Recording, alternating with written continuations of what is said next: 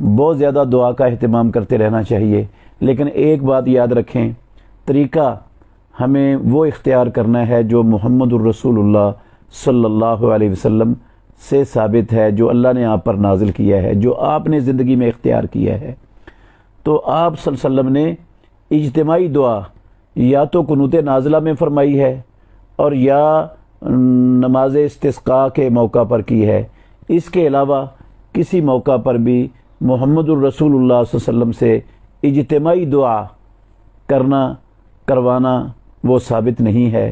تو چونکہ یہ عبادت ہے اور عبادت اللہ کے ہاں وہ مقبول ہوتی ہے جو رسول مکرم صلی اللہ علیہ وسلم کے طریقے کے مطابق ہوگی، تو اگر طریقے سے ہٹ کر ہم عبادت کریں گے تو وہ اللہ رب العالمین کے ہاں قبول نہیں ہوگی، کیونکہ پروردگار نے کہا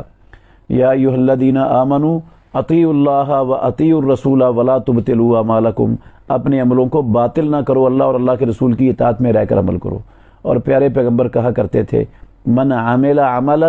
لیس علیہ امرنا فہو رد، جس نے ایسا عمل کیا جس عمل پر ہمارا امر اور نہیں ہے فرمان، تو وہ عمل اس کا مردود ہے، اللہ رب العالمین کے ہاں وہ قبول نہیں ہوتا۔ اس لیے ہمیں ہمیشہ اللہ کی عبادت